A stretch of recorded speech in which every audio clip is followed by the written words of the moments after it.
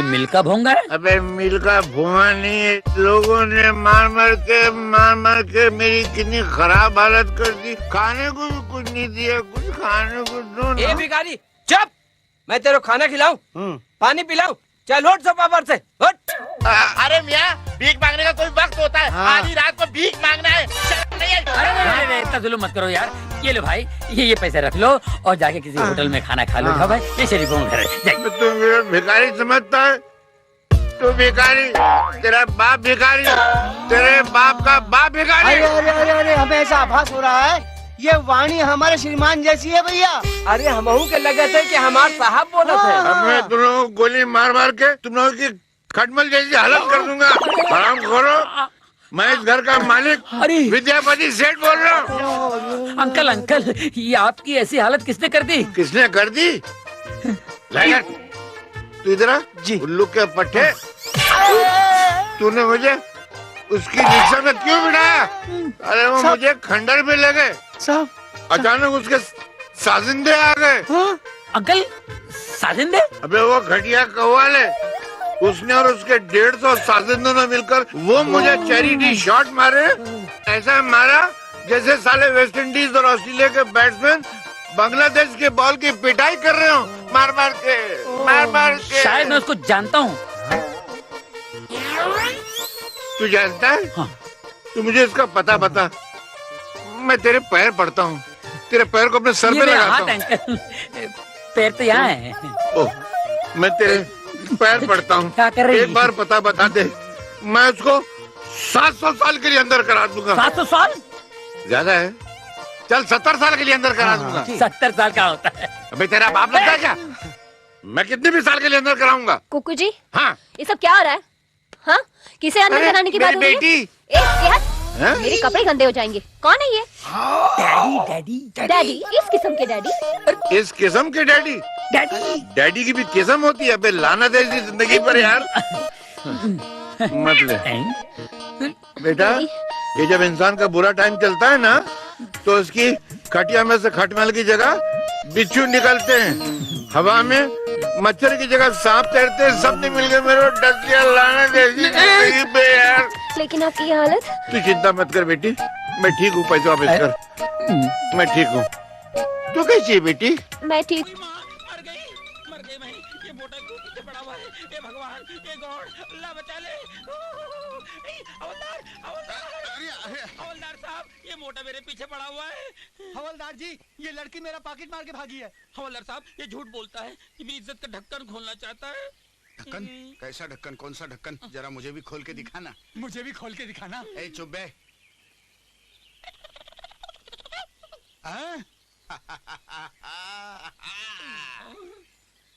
क्यों बे मोटे, हैं?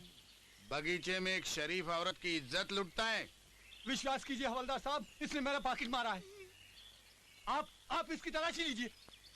तूने इसका पर्स चुराया है? हवलदार साहब, ये मुआ क्या कर रही है? झूठ। मैं तो दे दूंगी, मेरे लेने से पहले इसकी लीजिए। क्या कहते हो, तलाशी? ठीक है, अभी दूध का दूध और पानी का पानी हो जाएगा। उतारो कपड़े। हाँ, ले लो। अरे पर्स कहाँ से आया? अरे हवलदार साहब, नहीं। अरे ये तो भाग गया। चोर था खुद ही। उड़िए, जरा इधर आ जा। कान में तूने जो बात कही थी, अब खोल दे वो ढक्कन, अब खोल दे वो राज। बन के रहूंगी तेरी, सब कुछ सहूंगी तेरी। मत खोल ढक्कन, मत खोल मेरा राज। दिखाने की बात ही मत करना, शादी के नाम से तो भागता है वो। ठीक शादी के दिन एक हाथ में जूता और एक हाथ में सेरा लेके खड़ा हो जाऊंगा, फिर देखता हूँ कैसे नहीं करता शादी। अरे दुनिया में ले दे के एक ही तो भतीजा है मेरा। लेकिन चाचा जी, आप उसे एक बार पूछ तो लेते। भूल कर भी नहीं, अपने तजर्बे से फायदा उठा रहा हूँ। राजा की बात तुम मुझ पे छोड़ो, तुम जाके शादी की तैयारियां करो और मैं बारात लेके आता हूँ। आगे आगे मैं और पीछे पीछे दूल्हा। मेरा मतलब है आगे आगे दूल्हा और पीछे पीछे मैं। आओ आओ मेरे पाप की कढ़ाई में हरामीपन की जिलेबियां तलने वालों। कैसे आना हुआ? अरे हम तीनों तुम्हारे इस गांव का सत्यानाश करने आए हैं। क्या बकवास करते हो? मेरे होते हुए मेरे ही गांव का तुम सत्यानाश करने की हिम्मत कैसे कर सकते हो? कृपालू, आप समझे नहीं, ये फॉरेस्ट ऑफिसर बनकर आए, रात में पेड़ कटेंगे, बिकेंगे और आपका हिसाब को बहुत ज्यादा। और दयालु, आपकी गांव की स्कूल, तालाब, ये सब ठेका हमको मिला है बनाने का, लेकिन कुछ नहीं बनने वाला। लेकिन आपको आपकी जिलेबी हिस्सा मिल जाएगा। संस्था वाले चाहते हैं कि मैं एक पाठशाला खोलूं, पर मैं उसमें मधुशाला खोलूंगा। अरे मधुशाला जब बनेगी तब बनेगी। ठाकुर साहब, इस वक्त हमारी प्यास कौन बुझाएगा? छप्पन छुरी।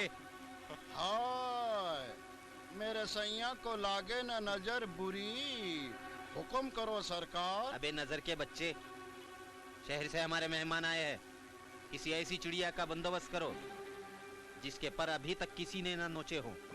हाय सरकार, जो चिड़िया पाल के रखी थी वो तो उड़ गई। अबे ये लोग क्या तेरा मुंह देखेंगे? अरे मैं जो हूँ। अबे चुप। जाने दीजिए ठाकुर साहब, जाने दीजिए। अगर आपकी इजाजत हो तो चलिए गांव की किसी कोयल का शिकार करते हैं, जो हमारे दिल के धड़कनों की भूख अपनी सुरीली कूक से मिटा सके। ये सही है, आ जाओ। हाय हाय हाय हाय, आज फिर किसी की बर्बादी। अरे राम राम, ए राम, ए राम। पारो, ए पारो जी। अरे देखो, मेरे बहुत पैर दर्द कर रहे हैं, जरा पैर दबाना। पैर? बड़े मालिक, मैं पैर नहीं दबा सकती। क्यों नहीं दबाओगी? मेरी भाभी कहा करती थी, एक जवान लड़की किसी जवान मर्द के पैर दबाती है तो मर्द को कुछ यूं यूं होने लगता है। अरे तेरी भाभी बिल्कुल सच कहती थी, तेरे पैर दबाने के नाम से ही मेरे दिल में यूं यूं होने लगा है। लेकिन पारो, तेरे भाभी ने ये नहीं बताया कि लड़की के दिल में क्या होता है। लड़की के बदन में तो बिजली कौन जाती है। बिजली कौन जाती है? हाय दैया, ये मुझे क्या हो रहा है? क्या हो रहा है? तू ऐसा करना, मेरे साथ बैठना। नहीं बैठूंगी। क्यों नहीं बैठेगी? अगर मैं बैठ गई तो फिर आप कहोगे लेट जाओ। हाँ, मैं कहूँगा लेट जाओ ना। आप तो मेरे ढक्कन खोलने पे लगे हुए हैं, मैं तो चली। अरे सुनना। चोली के पीछे क्या है? चोली के पीछे। अरे ओ भाजी वाली, नो। मार डाला रे।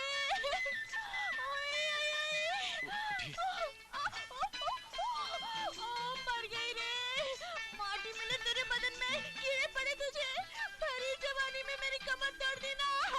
अच्छा आप आइए, मैं आपको मलहम लगा देता हूँ, प्लीज। मेरी भाजी। लेट जाइए, मैं आपको अभी ठीक कर देता हूँ। ये मेरे पास डब्बा पाम है इसमें, लेट जाइए। मैं देखिए, मैं आपको हॉर्न तो मारा था लेकिन आपने ध्यान नहीं दिया।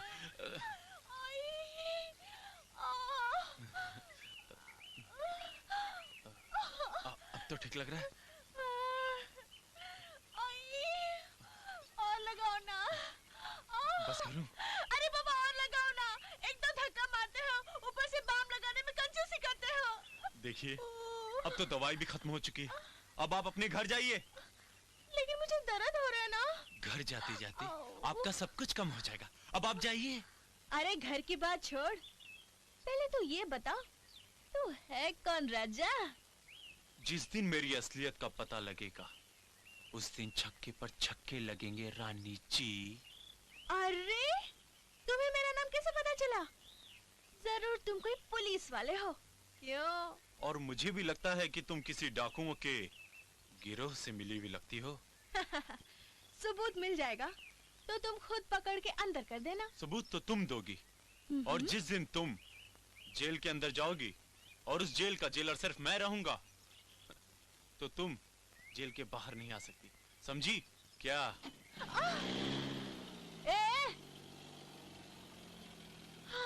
राजा, अब मैं बजाऊंगी तेरा बाजा।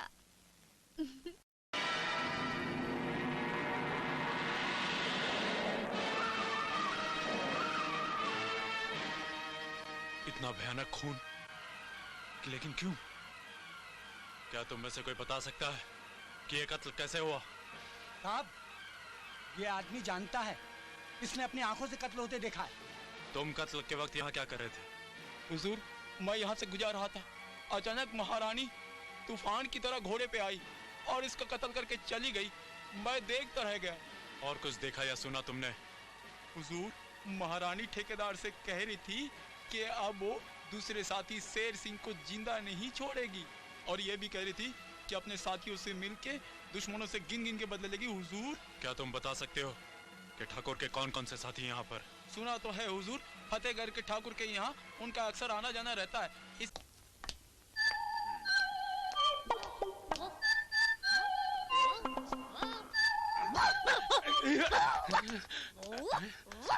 हवालदार कृष्ण कन्हैया, कहाँ तुम लोग? हम लोग यहाँ हैं। बदतमीज, ये कुत्ता हमारे टेबल पे किसने रखा? ये कुत्ता नहीं है, डाकू घोड़बंदर है। इसीलिए बोरे के अंदर है। अरे तुम बाहर क्यों हो? अंदर आओ और इस कुत्ते को बोरी के बाहर निकालो। जल्दी खोलो इसे। खोले ना, खोल। मैं बाहर निकल।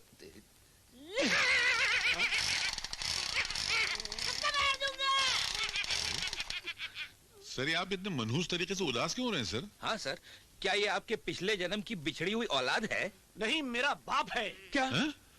ये बाप आपका है? ये पहली मर्तबा देखा, पुलिस वाले का 1.5 फुट का बाप। नहीं, ये पहले नेता थे, इलेक्शन में हार गए तो पागल हो गए। अरे यार, इस देश के सारे नेता अगर ऐसे पागल हो जाए तो सारे देश का कल्याण हो जाएगा। लेकिन बापू, ये पागलपन का देश से क्या संबंध है? अरे बहुत बड़ा संबंध है। क्या?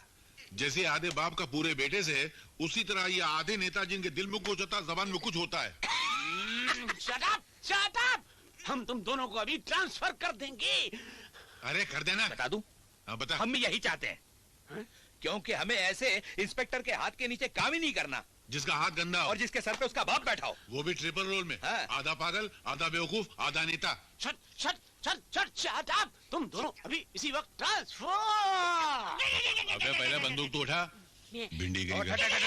हाँ, यूं। बाप को भी धन्यवाद। औरंगाबाद, मुर्दाबाद, मार देगा। फैजाबाद। बाबू बेटे, सकता हूँ? भाई साहब, आप ही के लाड़ प्यार ने इसे बिगाड़ के रखा है। चल जल्दी से कपड़े बदल ले, तब तक मैं खाना लगाती हूँ। हाँ माँ। हाँ अंकल, अब बताइए आप मेरे लिए इतने बेचैन क्यों हो रहे थे? कालिया जेल से भाग गया है। क्या? हाँ, और उसके साथ ये विजय नाम का मुजरिम भी फरार हो गया। और इन फाइल्स के देखने से पता चलता है कि ये भी कालिया के गांव सीतापुर का रहने वाला है। इसका मतलब ये हुआ कि ये दोनों उसी गिरोह से ताल्लुक रखते हैं जो इस शहर में नशीली चीजें सप्लाई करता है, और इस गिरोह का ताल्लुक सीतापुर से ही है। करेक्ट। मैं तुम्हारी पोस्टिंग कल ही सीतापुर करा देता हूँ। नहीं अंकल, मैं वहाँ खुफिया तौर पर जाना चाहती हूँ। आखिर क्यों? आप तो जानते ही हैं, हमारे डिपार्टमेंट के कुछ लोग मुजरिमों के हाथों बिक चुके हैं। मेरे आने की खबर सुनकर सारे चूहे बिल में घुस जाएंगे, इसलिए मैं भेस बदल कर वहां जाऊंगी और पूरे गिरोह को बेनकाब करके ही वापस आऊंगी। ए धुबनिया जी।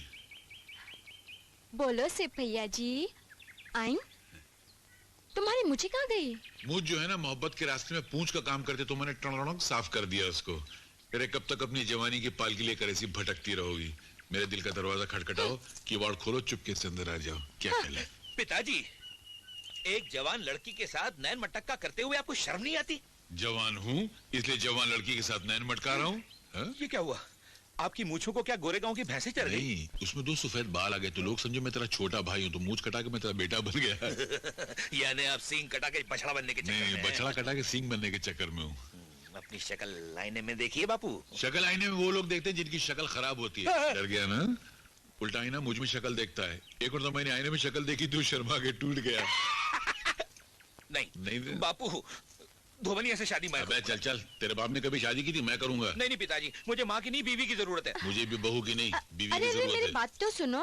क्या क्या बोलो, जल्दी बोलो, टाइम नहीं है। मैं ऐसे मर्द को पहनाऊंगी जयमाला जिसके गले में होगी बिना का गीत माला। अच्छा, जो अच्छे नाचने गाने वाला होगा वही मेरा रखवाला होगा। अबे तेरी वजह से हम लोगों को कंपटीशन करा रही है। अरे वो धोबनिया, अपने हुस्न के चक्कर में हम दोनों को न लड़ा। अगर तुझे कुछ आता हो तो नाच गा के दिखा। हाँ। अच्छा? हाँ। ये तो हम लोगों को भी आता है। अबे क्या करता, उधर जा उल्लू का पट्टा। तुम लोग उस तरफ सरदार को देखो, मैं पुलिस को रोकता हूँ।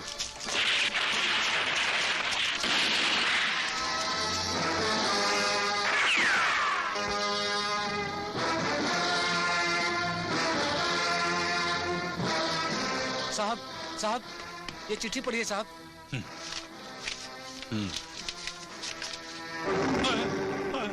हे भगवान, हे भगवान, तू हिमालय पहाड़ मेरे सर पे मार देता, मुझे भूखा प्यासा रेगिस्तान में छोड़ देता, लेकिन ऐसी भयानक सजा न देता।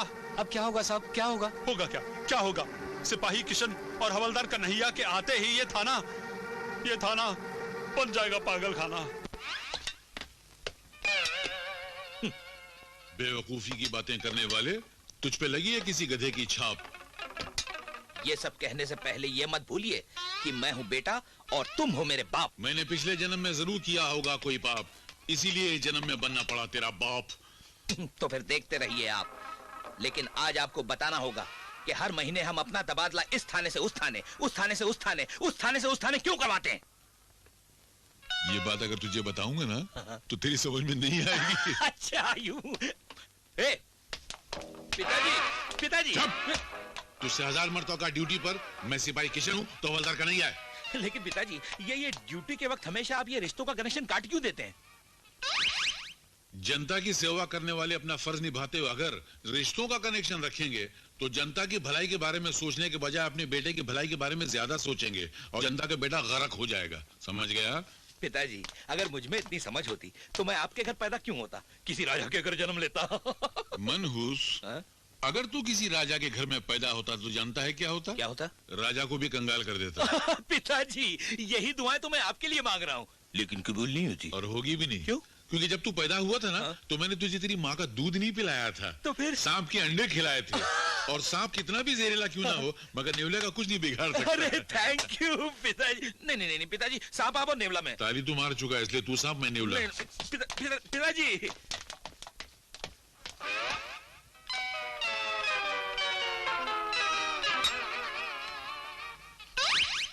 अरे क्या साहब, दूसरों को गोली देने वाला खुद गोली खा रहा है। ये गोली मैं तुम दोनों के आने के गम में खा रहा हूँ। घबराइए मत साहब, बहुत जल्द आपका जहर खाने का वक्त भी आएगा। बंद करो ये बकवास। ये कहाँ गया? मैं सिर्फ ये पूछना चाहता हूँ कि मैंने जब तुम दोनों को यहाँ से इतनी मुश्किल से ट्रांसफर करवाया तो मुझे इतना बता दो कि तुम लोग वापस कैसे आ गए? वो क्या हुआ साहब, आपने ऊपर वालों को रिश्वत देके हमको नीचे भेज दिया, हमने नीचे वालों को रिश्वत देके वापस ऊपर आ गए। लेकिन तुम्हारे पास रिश्वत के पैसे कहाँ से आ गए? उधर पूछो। वहीं से जहाँ से आपके पास आए। मेरे पास? मेरे पास कहाँ से आए? खेत से, खलियान से, बूढ़े से, जवान से, पान की दुकान से, बनिए के मकान से और मुन्नी बाई की मुस्कान से। बकवास बंद करो, खामोश रहो प्लीज। मेरा बाकी है अभी। शमशान में जलाए जाने वाले और कब्रिस्तान में दफनाए जाने वाले मुर्दों के कफन में भी तुम्हारा हिस्सा होता है। मेरा? और ये बात बेबुनियाद नहीं है, इसलिए आप जल्द से जल्द इस्तीफा देने के लिए तैयार हो जाइए सर। ये इस्तीफा नहीं देंगे। ये उन हरामखोर नेताओं में से जो कुर्सी से फेविकोल लगा के चिपक के बैठ जाते हैं और उस वक्त तक नहीं उठते जब तक कि जनता इनको वोटों के जूतों से मार के उठाती नहीं है। ऐसे अपनी बकवास बंद करो, ये बकवास बंद करो, नहीं तो मैं तुम दोनों का फिर से ट्रांसफर करवा दूंगा। हम फिर से वापस आ जाएंगे। मैं फिर से ट्रांसफर करवा दूंगा। फिर वापस आ जाएंगे। मैं फिर से ट्रांसफर करवा दूंगा। फिर वापस आ जाएंगे। मैं फिर से ट्रांसफर करवा दूंगा। फिर वापस आ जाएंगे।